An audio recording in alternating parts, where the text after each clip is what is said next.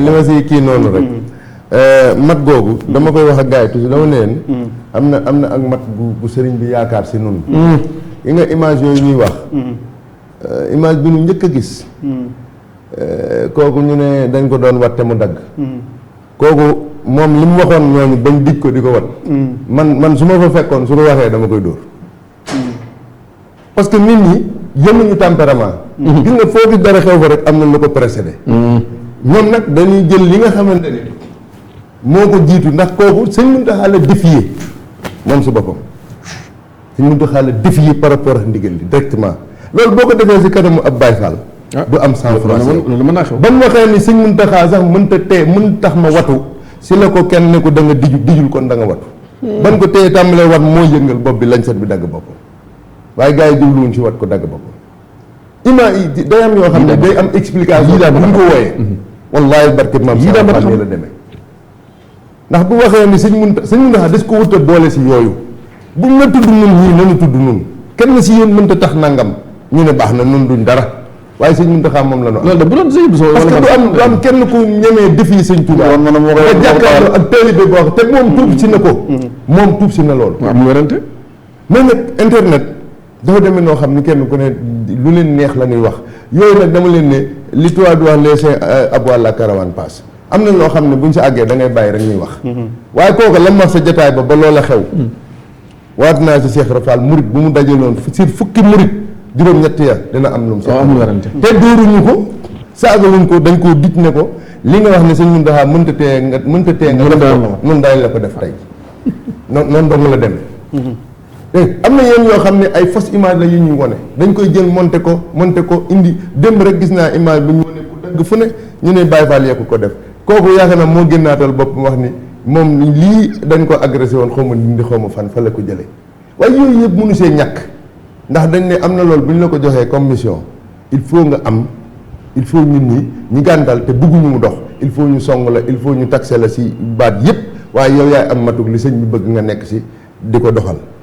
par rapport ak fi mu ne comme loolu nga doon nettali léegi Baye Fall boo gis mu jël loxoom naan day làmb boppu jigéen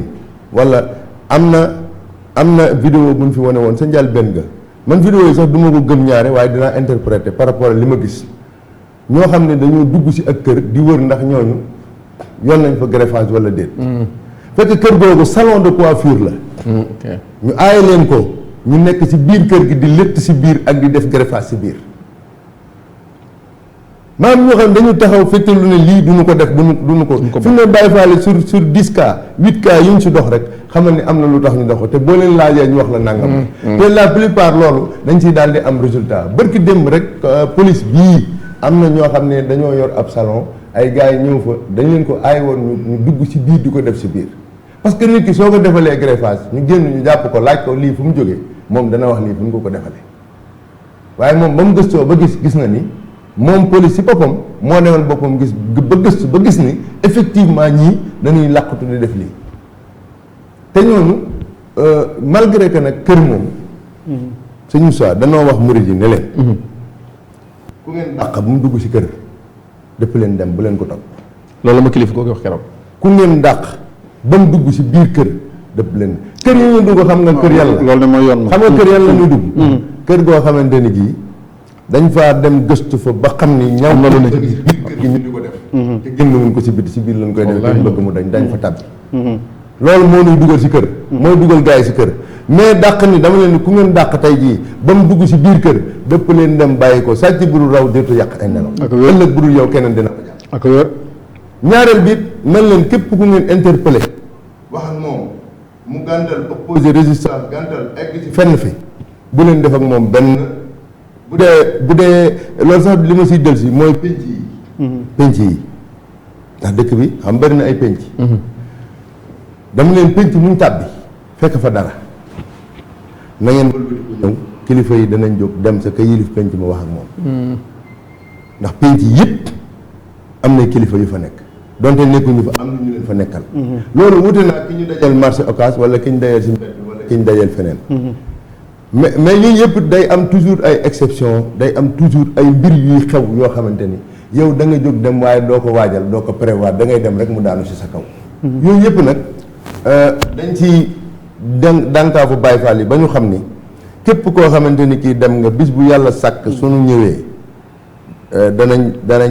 léeg-léeg danañ jàppante ba mu tàng jër ba nga yaakaar ni tey jii fee sa Baay Faal ga danañ jàppante ba mu tàng jër ba nga yaakaar ni tey jii dara dina xew loola li ñu si jublu mooy koo xam ne kii doonte def nga dara ñëw di ko expliquer jàpp ne lu jaadu la ñu xamal na ne même bu dee lu jaadu amoo si ndigal da ngaa war a bàyyi ba am si ndigal soog koo def fi mu ne niñ ko vérifier mooy kuréel guy génn da ngay ànd ak kenn si njaboot gi kenn si kilifa yi au moins ku sant Fall kuréel guy génn si ñi ma doon lim nii kenn dina jiitu ku sant Fall dégg nga bu jiitoo xam nga moom lu ñu koy doyee moom si boppam bu demee bu naree dara nar a xew moom mooy taxaw ne leen teltu leen ginnaaw léegi-léegi nag si mbooloo bi am si ñoo xam ne danañ àgg si àll ak si tàngoor si benn situation foo xam ne dañ leen wax deltu leen ginnaaw waaye ñoom seen tàngoor moo leen di jañ si loola dund nañ expérience bi sax bu yàggul rek jël ñu siy dellu si ndax liñ si war a dox nañ ko ok sëñ daam dafa mel ni sax dañoo bëggoon